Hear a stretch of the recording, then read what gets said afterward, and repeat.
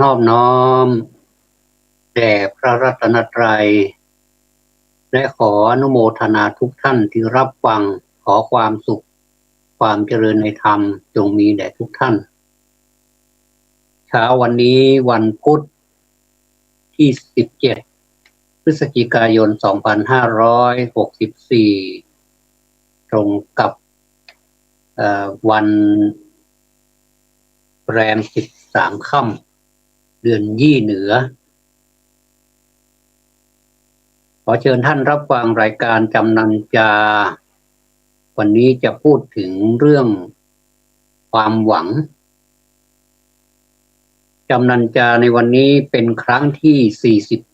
48ของการดำเนินรายการขอบพระคุณ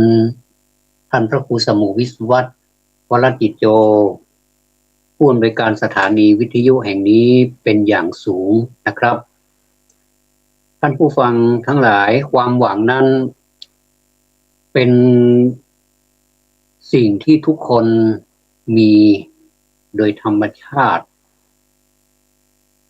เราจะยกตัวอย่างเห็นง่ายๆอย่างเช่นคุณพ่อคุณแม่หวังให้ลูกของตนมีความสุขความเจริญไม่ว่าจะไปอยู่ที่ไหนอย่างไร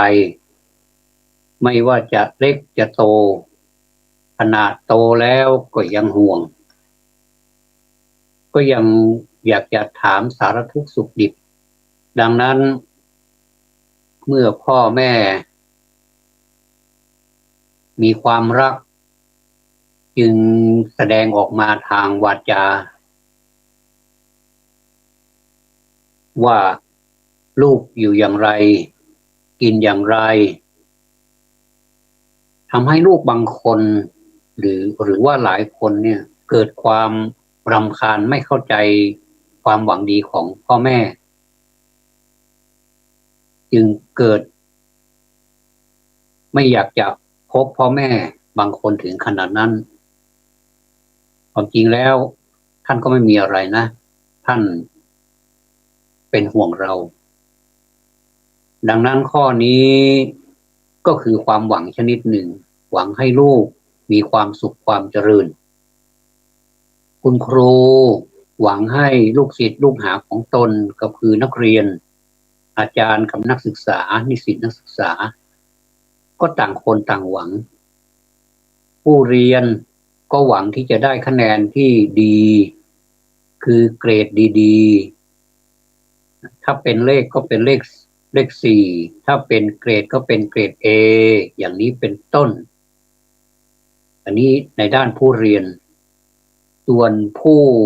สอนก็คือครูอาจารย์ก็ทุ่มเทให้เต็มที่อันนี้คือความหวังอย่างหนึ่งครับพ่อบ้านหวังให้บ้านมีความมั่นคงในด้านเศรษฐกิจในด้านความเป็นอยู่ค่าใช้จ่ายไม่ให้ขาดเหลือไม่เป็นไรแต่ถ้าขาดนี่เดือดร้อนอันนี้ก็คือความหวังของพ่อบ้านผู้เป็นหัวหน้าครอบครัวสามีก็หวังในความรักของภรรยาเองก็หวังในความรักความซื่อสัตย์ของสามีเช่นเดียวกันเพื่อนมีความหวังในเพื่อนหวังว่าเมื่อคบแล้วเพื่อนก็จะให้ความรักความเป็นมิตรภาพในเพื่อนต่างคนก็ต่างหวังในทางพุทธศาสนานั้นคำว่าเพื่อนนั้นมีสอนอยู่เรียกว่ามิตรถ้ามิตรดีก็ดีไปแต่ถ้ามิตรไม่ดีมิตรไม่ซื่อสัตย์ต่อหน้าอย่างหนึ่งรับหลังอย่างหนึ่งเขาเรียกว่าต่อหน้าสรรเสริญรับหลังตั้งนินทาอันนี้ท่านเรียกว่ามิตรปฏิรูป หรือว่ามิตตปฏิรูปะในภาษาบาลีปฏิรูปตัวนี้ไม่ได้สร้างสรรค์เป็นปฏิรูปแปลความว่าเทียมอะไรอะไรก็ตามที่มันไม่จริงมันไม่แท้มันเทียมคนเอามาใช้ไม่นานเดี๋ยวมันก็สึกหรอเสียหายได้แล้วก็เปลืองค่าใช้จ่ายด้วยไม่ว่าจะเป็นอาหารการกินก็ตามข้าว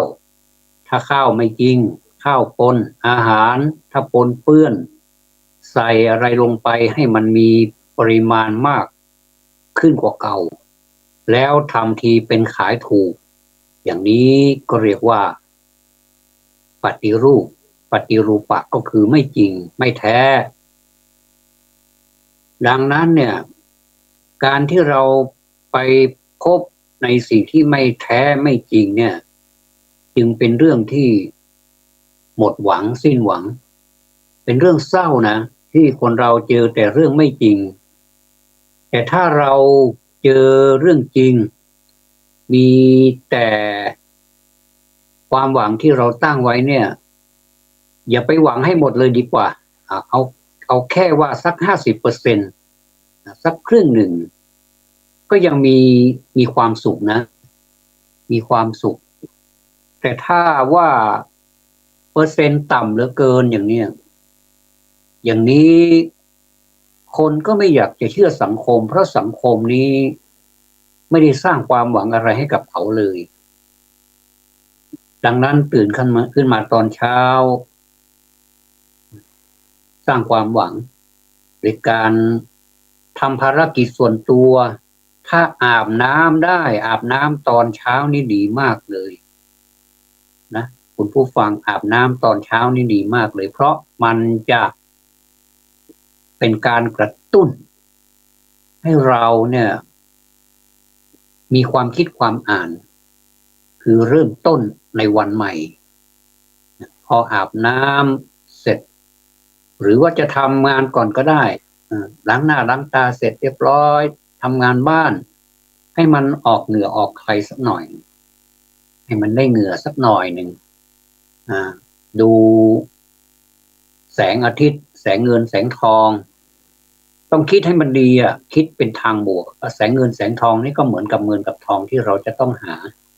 คือมันมีทั่วไปมันมีทั่วไปแสงเงินแสงทองนี่ไม่เลือกที่เนี่ยเดี๋ยวมันถ้า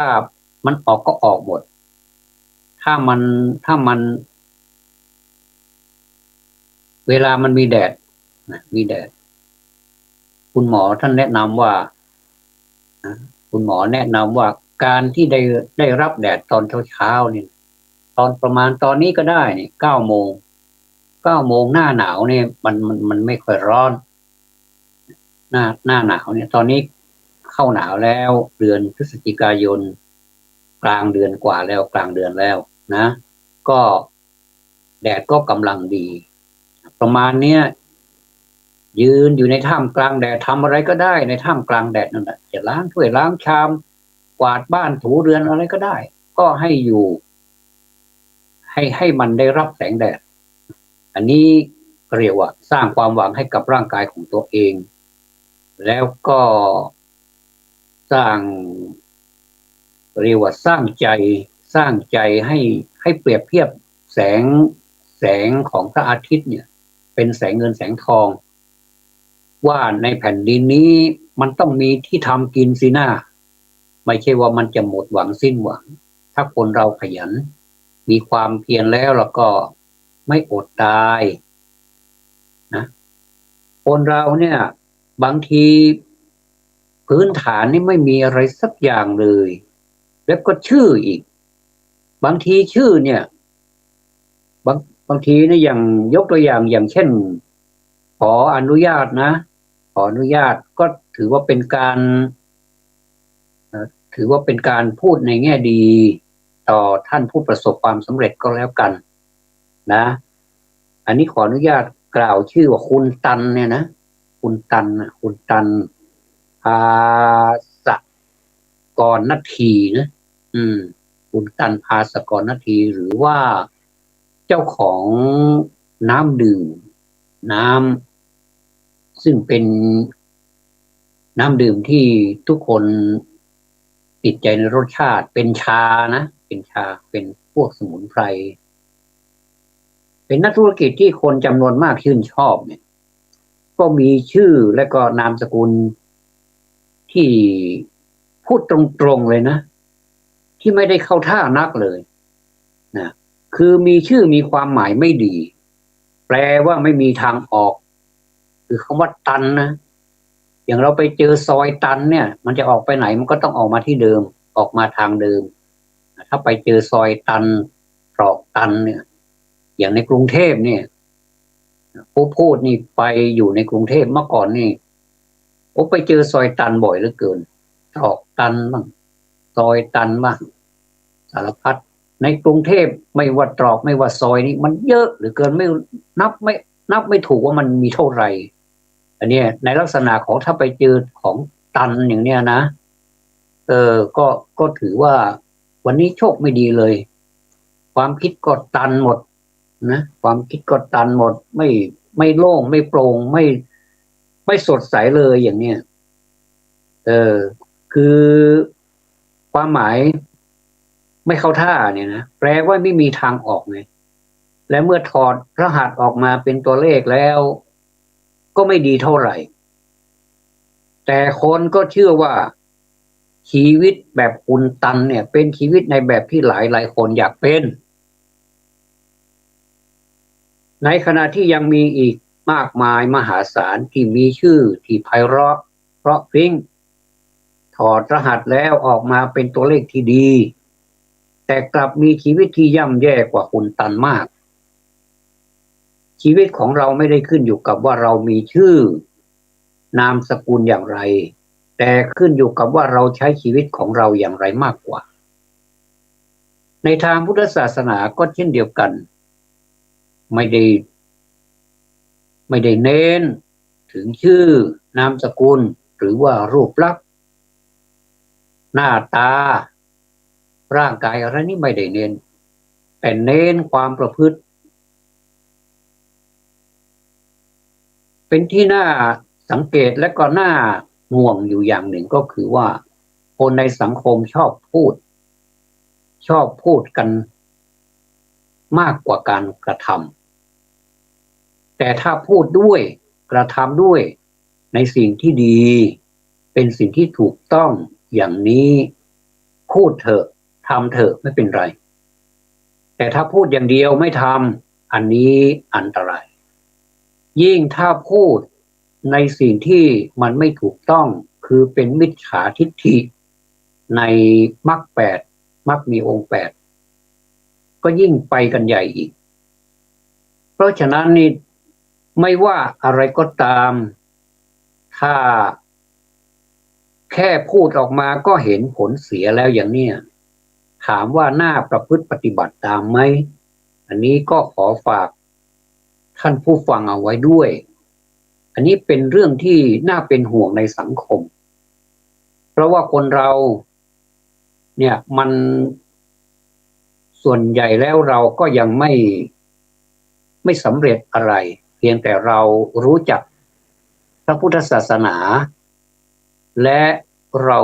เป็นผู้มีโชคดีในระดับหนึ่งก็คือรู้จักพระพุทธศาสนาทันทีที่เรากำเนิดหรือว่าเกิดออกมานะเราก็มีบัตรประชาชนที่มีชื่อว่านับถือศาสนาพุทธอยู่แล้วอันนี้โดยอัตโนมัติทั้งที่ยังเป็นลูกเด็กเล็กแดงอยู่นะยังไม่รู้เป็นทารกอยู่นะยังไม่รู้อะไรทั้งสิ้นนะยังไม่รู้แต่ก็ได้บัตรประชาชนเป็นศาสนาพุทธแล้วคำว่าพุทธนี่มันมีความหมายที่ลึกซึ้งละเอียดถี่ถ้วนนะเพราะฉะนั้นนี่ใครที่เป็นพุทธเนี่ยถือว่าแค่ชื่อ ขออภัยแค่ชื่อคำว่าพุทธะก็มีความสุขแล้วเพราะว่าพุทธะ แปลว่าผู้รู้อย่างหนึ่งผู้ตื่นอย่างหนึ่งและผู้เบิกบานอย่างหนึ่งถามว่าทุกวันนี้เราตื่นกันหรือยังเรารู้กันหรือยังแล้วเราเบิกบานกันหรือเปล่าคำถาม3 ข้อนี้เป็นคำถามยอดฮิตที่ทุกคนที่พูดก็จะบอกว่าพุทธะแปลว่าผู้รู้ผู้ตื่นผู้เบิกบานแต่เราจะทำอย่างไรให้มันรู้ให้มันตื่นแล้วให้มันเบิกบานเล่าสิ่งเหล่านี้ท่านไม่ต้องห่วงเพราะศาสนาพุทธนั้นเป็นยาตำราเล่มใหญ่เหมือนกับตำรายาที่สามารถแก้ได้ตามที่สภาพหรือว่าลักษณะอาการของโรคเรียกเป็นภาษาไพเราะว่าธรรมโอสถซึ่งก็น่าเรียกธรรมโอสถคือยาธรรมะคือยาเป็นธรรมะหรือธรรมะเป็นยาสามารถรักษาได้ทั้งบรรเทาทั้งตัดไปได้เลยบรรเทาก็ได้การบรรเทานี่ก็อย่างเราทุกวันนี้บรรเทาโรคต่างๆที่เป็นอย่างโรคมัจฉริยะโรคตรณีทีเหนียววันนี้คิดไปคิดมามีเงินมีทองเยอะที่จะทำยังไงปวดหัวไม่รู้จะเอาไปไว้ที่ไหนธนาคารก็ฝากแบงก์ก็เยอะเงินสดก็เยอะที่บ้านก็มีอะไรก็มีหมดนี่เราทำยังไงดีกลุ่มทำยังไงดีก็เลยนึกถึงวัดได้ไปถวายผ้าไตรสักไตรสิหรือว่าไปรับเป็นเจ้าภาพที่ดินสักไร่สิอย่างเนี้ยนะมันจะสักเท่าไหร่นะถ้าคนรวยเขาพูดคนมีตังค์นะพูดอะไรก็ไม่น่าเกลียดหรอกเนี่ยสมมุติว่าเรามีอย่างเนี้ยอันนี้เขาเรียกว่าเริ่มที่จะรักษายา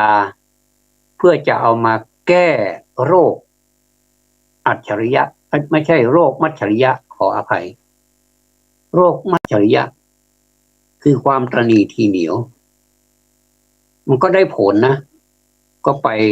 ปร่วมทำบุญบ้างทำกุศลอะไรต่างๆตั้งเป็นมูลนิธิบ้างช่วยเหลือคนยากจนช่วยน้ำท่วมช่วยไฟไหม้ช่วยโควิดเป็นที่ช่วยโควิดเป็นเขาเรียกว่าเป็นโรงพยาบาลสนามอย่างนี้ที่สังคมทำอยู่เดี๋ยวนี้อันนี้ก็ล้วนแต่คนที่มีตังค์ที่มีฐานะก็ต้องอนุโมทนานะอันนี้ที่ว่านี้ชื่นชมสรรเสริญชื่นชมขออนุโมทนากับทุกท่านด้วยเป็นเจตนาที่ดีช่วยเหลือคนในยามทุกข์ในยามยากช่วยเหลือเพื่อนมนุษย์นี่มันสุดยอดจริงๆนะเนี่ยเขาเรียกว่าเป็นยารักษามัจฉริยะคือความตระหนี่แต่ว่ามันก็ไม่ได้รักษาไปตลอดก็คือในเมื่อวันไหน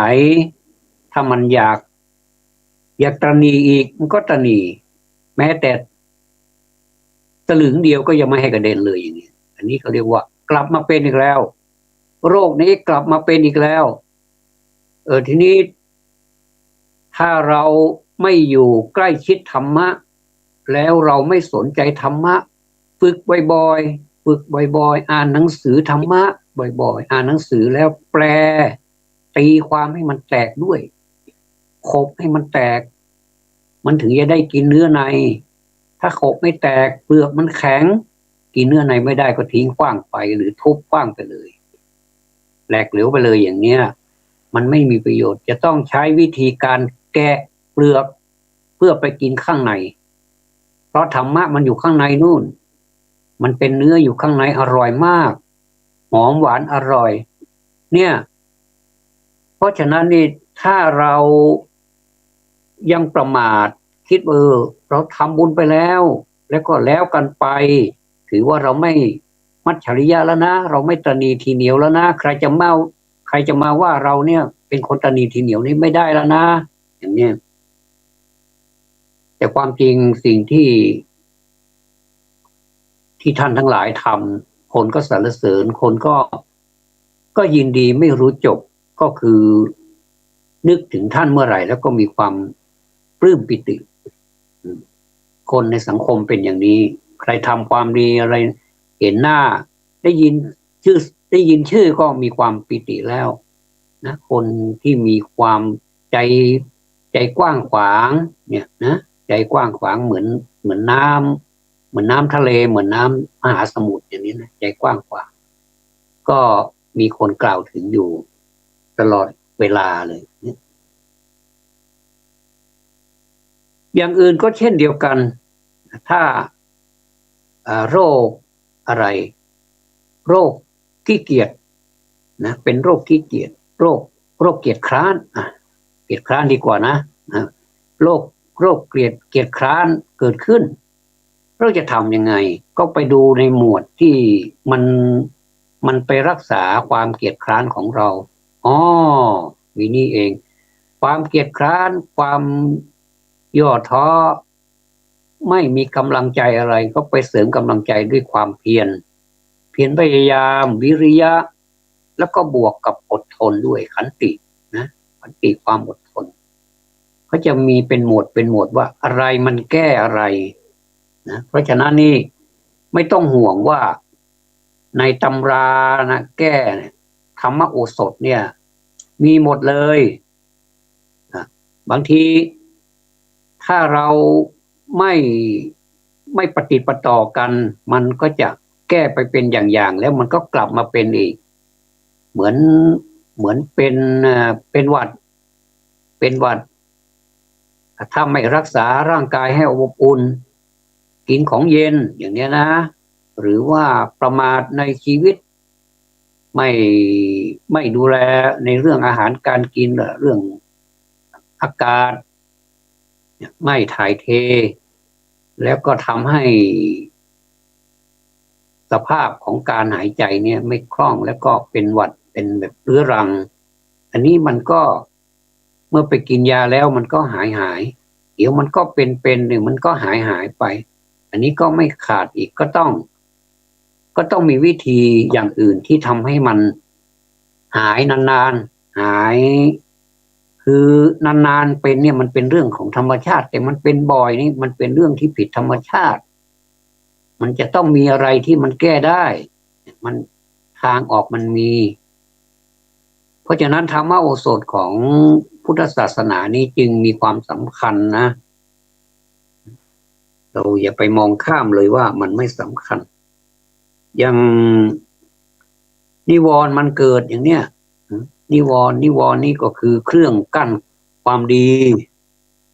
เครื่องกั้นความดีอย่างกามฉั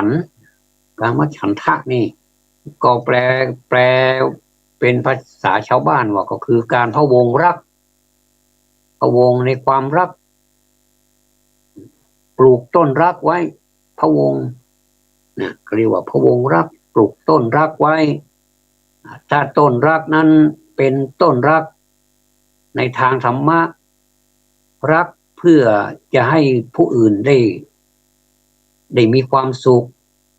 ได้พ้นจากความทุกข์อย่างนี้เขาเรียกว่ารักกว้างขวางรักแบบเมตตากรุณาแต่พะวงรักในที่นี้หมายถึงรักหึงหวงรักไม่ลืมหูลืมตาเนี่ยเขาเรียกว่ารักแบบนี้เรียกว่าพะวงรักถ้าเป็นพยาบาทล่ะพยาบาทก็อันนี้พะวงชังอีกกามฉันทะนี่พะวงรักพยาบาทนี่พะวงชังนะถ้าถีนมิทธะเกิดขึ้นเนี่ยโอ้ถีนมิทธะเกิดขึ้นก็จิตล้าอีกจิตล้ายังไม่พอกายร่างกายล้าอีกนั่นสองอย่างล้าข้างในก็ล้าข้างนอกก็ล้าไม่ต้องทำอะไรกันละถีนมิทธะเกิดขึ้นครอบงำอยู่นะอุทธัจจะกุกุจจะอันนี้ไม่แปลนะเดี๋ยวให้ท่านผู้ฟังไปแปลเอามันจะได้มีรสชาติมากกว่าเนาะ อุทธัจจกุกุจจะเกิดขึ้นนี่อันนี้นี่อุทธัจจกุกุจจะเกิดขึ้นนี่เป็นจิตที่มีกำลังมากเกินไปอีกละขออภัยนะจิตใจของเรานี่ซนเหมือนลิงนี่แหละวักไวหาเรื่องหาราวอยู่ไปเรื่อยๆวันนี้ไม่มีเรื่องนี้อยู่ไม่สุขไม่สบายเป็นไข้แต่ถ้ามีเรื่องเมื่อไหร่ล่ะหายทันทีเลยอย่างเนี้ยอันนี้ก็เรียกว่าจิตที่กำลังมีกำลังมากเกินวิจิกิจฉานี่สารพัดเลยสงสัยแม้กระทั่งตัวเองว่าวันนี้ตัวเองจะเป็นยังไงเนี่ยสงสัยตัวเองว่าตัวเองซื่อสัตย์กับตัวเองไหมเนี่ยอันนี้เรียบร้อยเลยนะเนี่ยทำตัวเป็นน้ำล้นแก้วเนี่ยไม่คือเอาอะไรไปใส่นี่ก็สงสัยหมดเลยอันนี้เปรียบเทียบของนิวรณ์นะอันนี้คือโทษของนิวรณ์ทางออกหรือว่าทางแก้ไข ของนิวรณ์นี้อะไรเปรียบกับอะไรก็เคยกล่าวไปแล้วในครั้งก่อนว่านิวรณ์นี้เปรียบกับอะไรและทำยังไงกับนิวรณ์เนี่ยนะวันนี้ก็มีสิ่งละอันพันละน้อยมาฝากท่านผู้ฟังทุกท่านเวลาที่เหลือนี้ขณะนี้เวลา 9:25 นาทีจะพูดไม่ได้วันนี้ถ้าจะไม่พูดนี่ไม่ได้ไม่ใช่จะพูดไม่ได้ถ้าไม่พูดนี้เสียดายพูดเลยดีกว่าว่าจริงๆแล้วการสื่อสารนะการสื่อสารที่เป็น two way เนี่ยทั้งขาไปและขากลับไม่ใช่การสื่อสาร one way นะการสื่อสาร one way นี่ขาไปอย่างเดียวมันไม่กลับมาแล้วอย่างนี้สมัยก่อนนี่เป็นการสื่อสารที่ไม่ทันสมัยแต่ได้ผลดีมากได้ผลในทุกด้านไม่ว่าจะเป็นญาติสนิทมิตรสหายครอบครัวอะไรนี่แต่ว่าใช้เวลามากไปหน่อยทำให้คนเสียเวลาในการสื่อสารอย่างเช่นเราจะเดินทางอีกเอาแค่หมู่บ้านนี้ก็เหนื่อยแล้วนะสมมุติว่าไม่มีรถแม้แต่จักรยาน2 ล้อนี่ก็ไม่มีแล้วก็เดินไปถ้าสมมุติว่ามีงานมีการอะไรเนี่ยเขาจะมีคนเดินเขาเรียกว่าบอกกล่าวกันไปเป็นบ้านนี่มองภาพในสมัยก่อนถ้ามีจักรยานก็ดีขึ้นมาหน่อยจักรยานก็ปั่นไปจักรยาน2 ล้อก็ปั่นไปถ้ามีมอเตอร์ไซค์ก็ยิ่งไวขึ้นนี่เมื่อชีวิตของมนุษย์นี่มีการวิวัฒนาการเกิดขึ้นเรื่อยแล้วก็มันสมองของคนนี่มันเขาสร้างอะไรขึ้นมาให้มันแบบอำนวยความสะดวกแก่มนุษย์ด้วยกันเนี่ยก็วิวัฒนาการมาจนถึงขณะนี้เราแทบไม่ได้เดินแล้วเดินนี่เราก็เดินไปแค่นั้นแค่นี้เราก็บ่นกันแล้วบอกว่าเหนื่อยอันนี้เราก็จะได้อีกอย่างหนึ่งและเราก็จะขาดอีกอย่างหนึ่งก็คือได้ความสะดวกมาแต่ว่าสุขภาพอะไรบรรยากาศดีๆอย่างเก่าๆที่ผ่านไปเนี่ยหลายอย่างเราก็สูญเสียไปต่อหน้าต่อตาเราเลยทั้งที่พวกเรานี่แหละช่วยกันทำขึ้นคนรุ่นเก่านี่แหละช่วยกันทำขึ้นนะแต่ว่าถามว่าดีไหมมันก็ดีทั้ง2 อย่างทั้งสมัยก่อนก็ดีสมัยนี้มันก็ดีนะพูดเป็นกลางๆทีนี้ถ้าพูดถึงผลเสียล่ะสมัยก่อนนี้ผลเสียก็คือเสียเวลาไม่ทันกับเหตุการณ์เมื่อกี้นี้พูดถึงว่าในหมู่บ้านเนี่ยเราเวลามีงานมีการอะไรก็จะมีคนไปเป่าประกาศเขาเรียกว่าไปเป่า ไปประกาศความจริงภาษาไทยเปล่านี่มันเป็นภาษานะเปล่าประกาศนี่นะในธรรมบทที่เราเรียนกันนี่มันก็มีเปล่าประกาศก็ก็จะใช้คนไปประกาศนะและก็มีเสียงตามสายเสียงตามสายก็ยังมีอยู่ตอนนี้ก็ยังมีอยู่เสียงตามสายแต่ที่ไวกว่านั้นก็คือสื่อเทคโนโลยีอิเล็กทรอนิกส์หรือว่าอินเทอร์เน็ตโทรศัพท์พวกเนี้ยที่เป็นแบบแป๊บเดียวก็ถึงแล้วไม่ต้องเดินทางอันนี้ไวที่สุดเลยอันนี้ก็คือข้อดีและข้อเสีย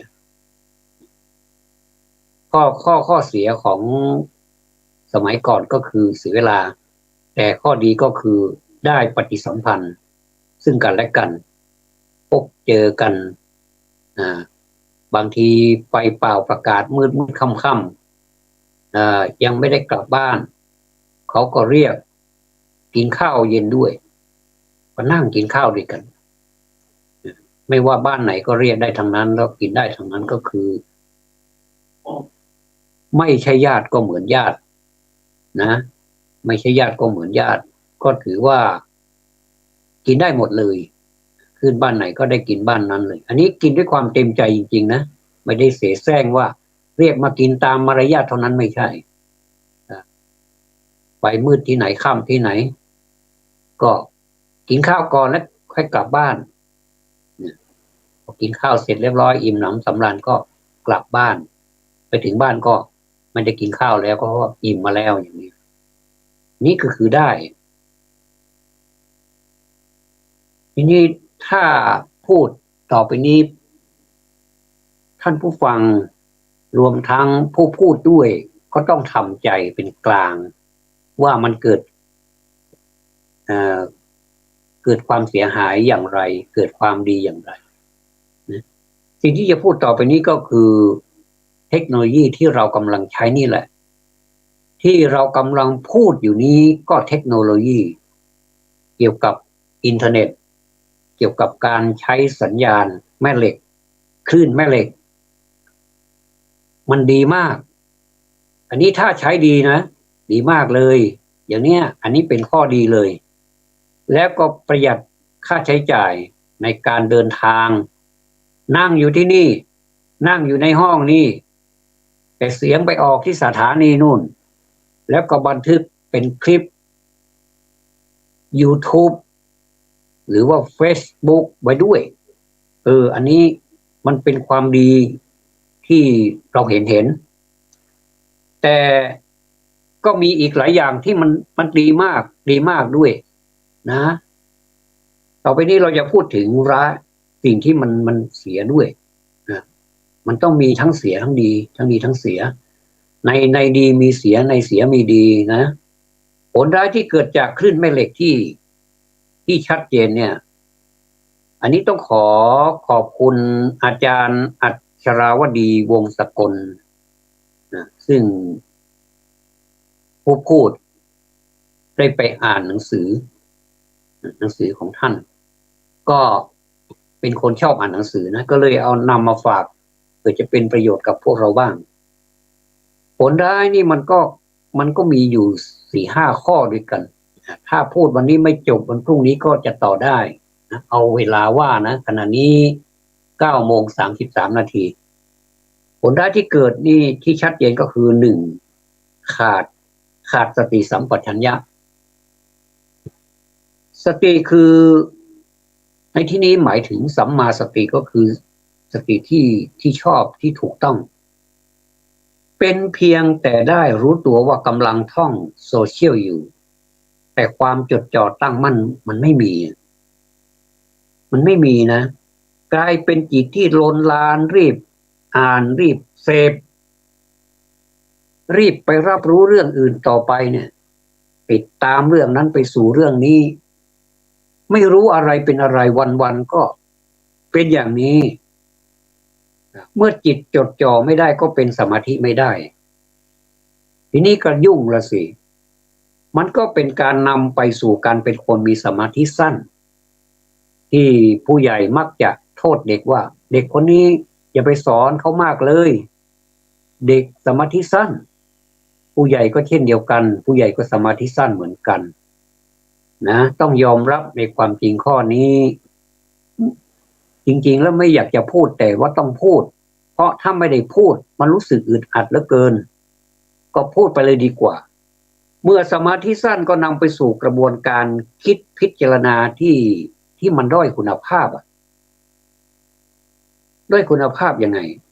เพราะใจมันจะคอยจะถูกดึงให้ล่องลอยออกไปสู่โลกภายนอกเรื่อยๆไม่สามารถจดจ่ออยู่กับสิ่งที่อยู่ข้างหน้าได้ทำให้ขาดการไตร่ตรองภาษาธรรมะเรียกว่าโยนิโสมนสิการเมื่อขาดการจดจ่อก็ขาดการรู้ชัดสิ่งใดที่เข้ามาสู่ความรู้สึกจิตของเรานี่นะยิ่งใหญ่มากนะจิตก็จะทำปฏิกิริยาที่มักเป็นปฏิกิริยาเชิงลบเพราะตัวการที่ดึงจิตคือกิเลสที่ทำให้จิตหมองเศร้ามักมีปฏิกิริยาไปในทางโกรธอิจฉาริษยาอิจฉาตาร้อนอิจฉายังไม่พอตาร้อนอีกไม่พอใจมากทั้งความริษยาพยาบาทการเห็นผู้ใดทำดีอย่างเนี้ยไม่ได้เลยนะไม่มีจิตยินดีต่อสิ่งที่เขาทำก็จะโถมทับกล่าวร้ายทั้งที่ยังไม่รู้ว่าสิ่งที่รู้นั้นจริงหรือไม่กลายเป็นผู้ที่มีปฏิกิริยาทางอารมณ์รุนแรง react เมื่อพาจิตเข้าไปโยงกับขุมคลื่นแม่เหล็กขนาดใหญ่ที่อยู่ในคลื่นอินเทอร์เน็ตเนี่ยนะอินเทอร์เน็ตจิตจะไหล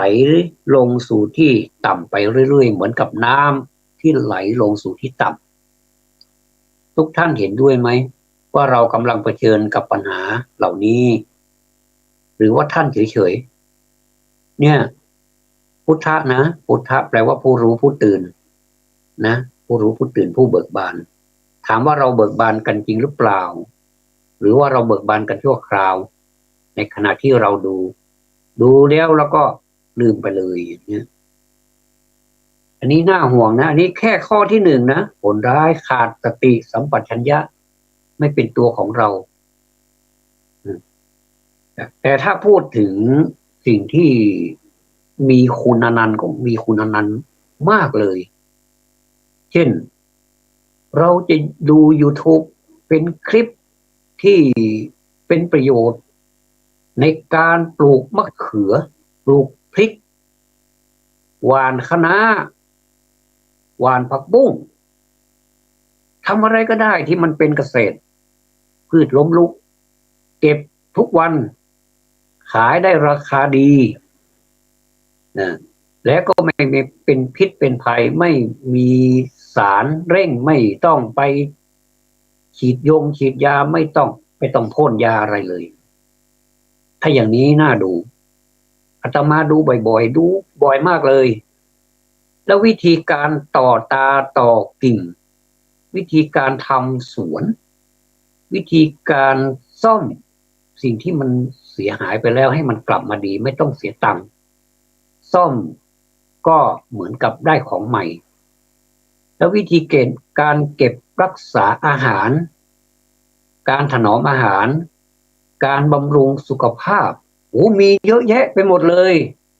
ในอินเทอร์เน็ตในมือถือเนี่ยเครื่องเดียวเนี่ยเครื่องเล็กๆเนี่ยแต่มีอานุภาพมากเนี่ยดีใจจังเลยได้มาจัดรายการนี้ก็เพราะคลื่นแม่เหล็กนี่แหละถ้าไม่มีคลื่นแม่เหล็กอินเทอร์เน็ตนี่จะจัดได้ยังไงจะอยู่ที่ไหนถ้าบ้านั่งพูดคนเดียวก็บ้าแล้วแต่ที่นี่พูดแล้วมันมีความรู้เรารู้เราได้ฝึกขัดเกลาตัวเราเองด้วยได้ฝึกการพูดแล้วก็อีกอย่างหนึ่งไม่ให้ลืมภาษาด้วยและคนอื่นที่ฟังเขาก็ได้ความรู้ด้วยอย่างนี้มันได้กับได้นี่นะเพราะฉะนั้นมันก็เป็นสิ่งดีนะสิก็ใช่นะสิก็สิ่งดีนะสิเนี่ย ในเมื่อมันสิ่งดีอย่างนี้แล้วคุณจะมาพูดถึงความเสียหายมันทำไมก็มันเสียหายจริงๆอย่างที่ว่านี่แหละนะข้อที่สองมันเป็นการขาดแรงบันดาลใจในชีวิตท่านผู้ฟังการเข้าไปรับรู้โลกแบบที่ไม่มีขีดจำกัดเนี่ยรู้อย่างไรไม่ได้รู้อย่างที่พระพุทธเจ้าท่านสอนนะท่านสอนรู้อย่างนั้นนี่รู้เพื่อให้พ้นให้บรรลุเป้าประสงค์ให้พ้นจากทุกข์แต่นี้รู้อย่างนี้รู้อย่างฉาบฉวยรู้แล้วเป็นทุกข์อีกอ่ะยิ่งจะเพิ่มทุกข์เข้าไปอีกเหมือนกับเรารู้ว่าเราปวดท้องอย่างเนี้ยก็ไปกินของที่มันบูดที่มันเสียแล้วมันก็ยิ่งปวดเข้าไปอีกเดี๋ยวก็เป็นยิ่งเป็นเข้าไปอีกทะลุลำไส้ก็จบเหพอดีเลยอย่างเนี้ยคือฉาบฉวยอย่างไรคือฉาบฉวยจากเรื่องหนึ่งไปสู่อีกเรื่องหนึ่งไงผมทับไปเรื่อยๆแต่จิตนี่มันก็แกว่งไปแกว่งมาถูกเหวี่ยงด้วยคลื่นแม่เหล็กที่แฝงอยู่ในอากาศจากการไปจูนพลังงานสารพัดเข้าสู่กระแสจะทำให้กลายเป็นคนขาดความมั่นใจเราไม่มีความมั่นใจนะเราเอาเขาว่านะคิดไม่ขาดตัดสินใจไม่ได้เหมือนกับอาจารย์ท่านหนึ่งท่านเป็นมหาปรริญญาแต่เป็นคฤหัสถ์นะปรริญญา9 ประโยคนะท่านพูดไปว่าการศึกษามันขาดและพิธีกรเขาบอกว่าสังคมด้วยใช่ไหมไม่เกี่ยวกับสังคมไม่เกี่ยวกับสภาพสังคมแต่การศึกษามันไม่ขาดก็แสดงว่าที่ท่านพูดนาวาอากาศเอกพิเศษทองย้อยนะทองย้อยซึ่งก็เป็นอาจารย์ของอาตมานี่แหละเคยสอนเมื่อไปเรียนทุนเล่าเรียนหลวงนะที่วัดประยุรวงศาวาสธนบุรีกรุงเทพมหานครเนี่ยท่านอาจารย์ทองย้อยนี้ท่านสอนดีมากเลยท่านมีเหตุมีผลท่านมีอายุมากแล้วแต่ท่านยังสอนอยู่นะท่านเป็นคนที่เป็นคนที่ดีมากเลยเป็นกัลยาณมิตรที่ดีมากเลยเวลาอาตมาถามท่านก็ตอบทุกอย่างเลยเคลียร์หมดเลยนะเนี่ยมันคิดไม่ขาดการศึกษาไม่ขาดท่านอาจารย์ทองย้อยบอกว่าการศึกษามันไม่ขาดคือไม่ขาดก็แสดงว่ามันยังไปไม่ถึงนี่ในความหมายของอาจารย์เนี่ยเราจึงตัดสินใจไม่ได้ในที่สุดก็กลายเป็นคนหยิบโยงสิใช้ชีวิตอย่างไม่มีจุดหมายไม่มีทิศทางต่างจากการแสวงหาแรงบันดาลใจจากการอ่านหนังสือที่เรามาเปรียบเทียบกับอ่านหนังสือนะท่านผู้ฟังท่านอย่าเพิ่งโกรธนะว่าอาตมาทำไมมาพูดโจมตีอินเทอร์เน็ตไม่ใช่นะไม่ใช่โจมตีอาตมาจะให้ทั้งดีข้อดีและข้อเสียแล้วแต่ท่านจะนำไปพิจารณาก็แล้วกันอาตมาเป็นผู้พูดแต่ผู้ฟังเป็นผู้พิจารณานะเราจะไปเปรียบเทียบกับการอ่านหนังสือพิมพ์ที่ลงบนกระดาษซึ่งเป็นธรรมชาติกระดาษเป็นผู้เชื่อมระหว่างผู้อ่านกับผู้เขียนจริงหรือไม่ไม่ถูกตัดรอนด้วยคลื่นแม่เหล็กไม่มีอะไรปนเลยมีกับปากกากับสมุดหรือว่าถ้าเป็นหนังสือพิมพ์ก็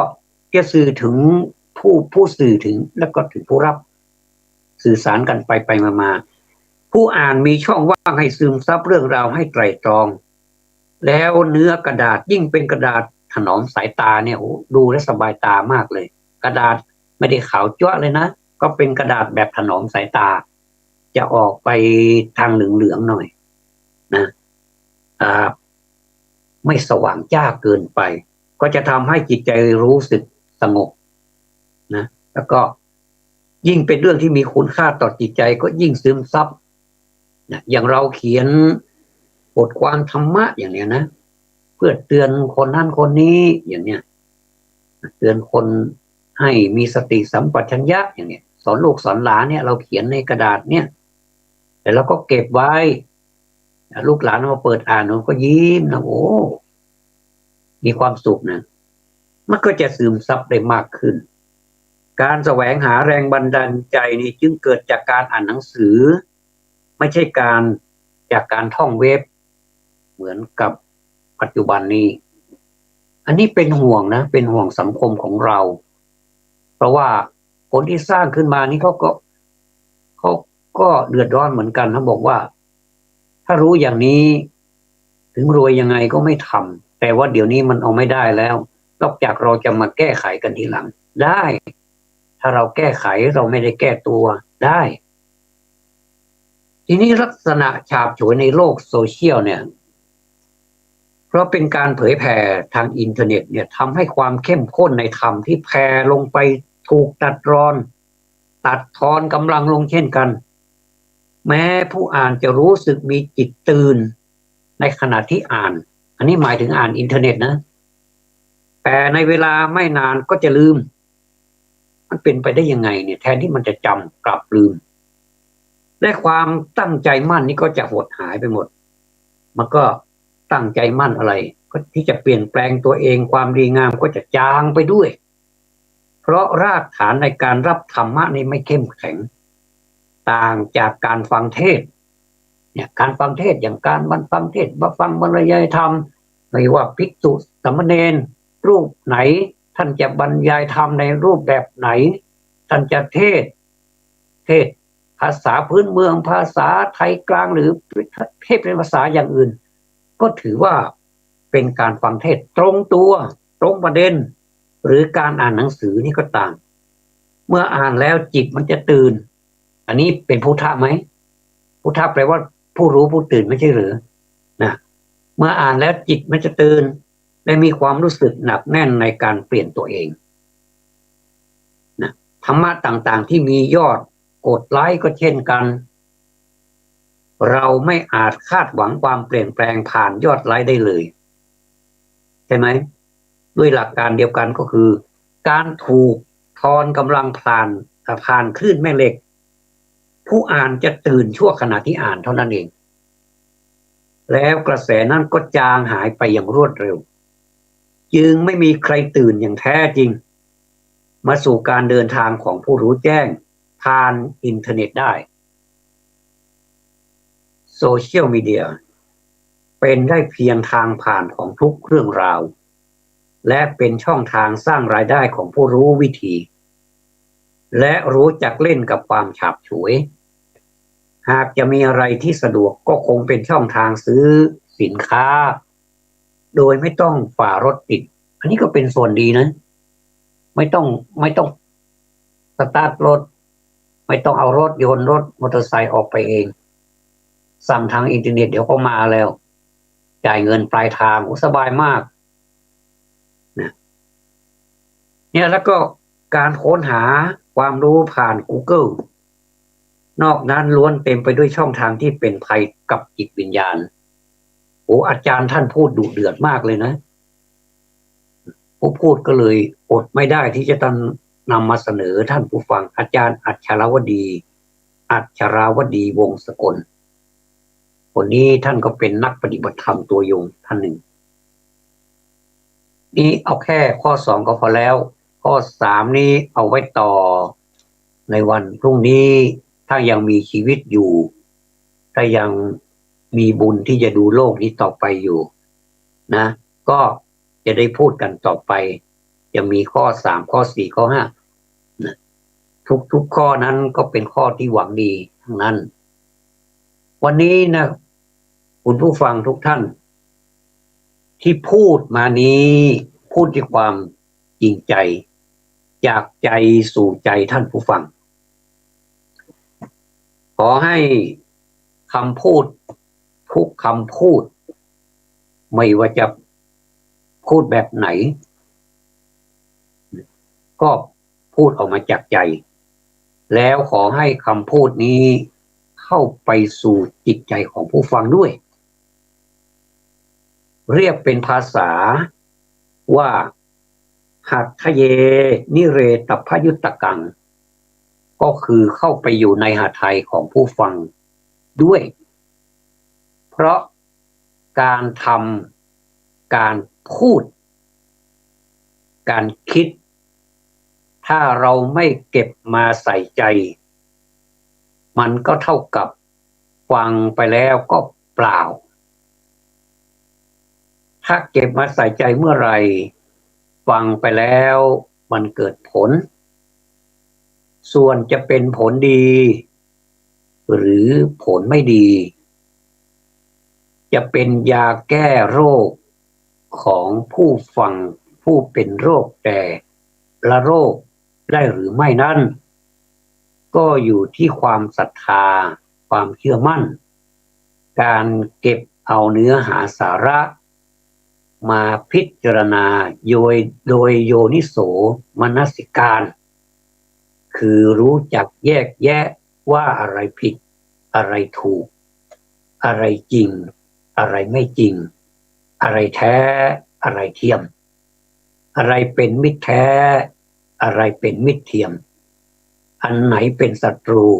อันไหนเป็นมิตรเราก็แยกแยะออกแยกแยะถูกเมื่อแยกแยะออกเมื่อแยกแยะถูกแล้วสิ่งที่เราจะได้มันก็เป็นสิ่งที่ดีเพราะเราคัดกรองแล้วเหมือนกับเราไปโรงพยาบาลก่อนจะถึงมือคุณหมอจะต้องถึงมือเจ้าหน้าที่อื่นเช่นพยาบาลจะต้องพยาบาลจะต้องคัดกรองหรือว่าสืบประวัติหรือว่าถามประวัติของผู้เป็นไข้หรือผู้ป่วยก่อนว่าเป็นอะไรแพ้อะไรแล้วมีอาการอย่างไรความดันปกติไหมการกินการขับถ่ายเป็นอย่างไรบ้างอย่างนี้ผ่านมือของพยาบาลก่อนแล้วก็จะเมื่อคัดกรองแล้วก็จะรอเรียกพบแพทย์นี้เป็นจุดสุดท้ายที่เราจะไปพบเมื่อแพทย์วินิจฉัยแพทย์จะดูเดี๋ยวนี้ก็สบายมากอีกเมื่อก่อนนี้แพทย์ที่จะต้องใช้วิธีการสัมผัสผู้ป่วยหรือว่าสัมผัสคนไข้แต่เดี๋ยวนี้แทบจะไม่สัมผัสเลยแพทย์จะดูที่จออย่างเดียวจอคอมพิวเตอร์อย่างเดียวอันนี้ก็เป็นผลดีที่สุดของอินเทอร์เน็ตอีกอะเขาก็ดีนะโอ้ดีมากเลยล่ะแล้วก็ดูจะไปโกหกแพทย์นี่ไม่ได้เลยว่ายาที่แพทย์สั่งให้นี่กินหมดกินทุกวันหลังอาหารทุกวันเลยโกหกไม่ขึ้นเพราะแพทย์เขาจะรู้อยู่ในจอนั่นแหละอ๋อแสดงว่าคนนี้ขาดยาไปนานแล้วเนี่ยทั้งนี้มียาไม่ได้ทานยาใช่ไหมก็ต้องยอมรับว่าใช่นี่ยอมรับอย่างลูกผู้ชาย ถ้าเป็นผู้หญิงก็ยอมรับอย่างลูกผู้หญิงเนี่ยเขาเรียกว่ารู้จักกลั่นกรองหรือว่าคัดกรองไปเป็นกระบวนการเป็นขั้นเป็นตอนอย่างนี้เพราะถ้าเป็นอย่างนี้เมืองไทยมีหวังเจริญยังหวังอยู่นะแต่ความหวังของผู้พูดเนี่ยที่กล่าวเป็นประโยคแรกว่าความหวังก็หวังทุกคนก็หวังให้ประเทศไทยนี่มีความเจริญไม่ว่าจะเป็นการเจริญทางด้านเทคโนโลยีวงเล็บจะต้องเป็นเชิงบวกด้วยนะเทคโนโลยีอย่างที่เราเป็นทุกวันนี้อันนี้มันเป็นเทคโนโลยีไปแล้วนะทั้งยี่ทั้งแย่ก็อยู่ปนกันนี่แหละมันก็สนุกดีเหมือนกันท่านผู้ฟังก็สนุกดีเหมือนกันแต่อย่าให้มันสนุกนานนะถ้าสนุกนานนักนี่พระพุทธเจ้าท่านตรัสว่าเป็นความประมาทหลงละเลงได้สิ่งที่มันได้มาแล้วนี่หลงละเลงกับสิ่งที่ได้มาอันนี้ก็เป็นอันตรายอีกโอ้พูดไปพูดมาเวลาก็หมดซะแล้วก็ถึงคืนเวลาให้สถานีบ้างเหลือเวลา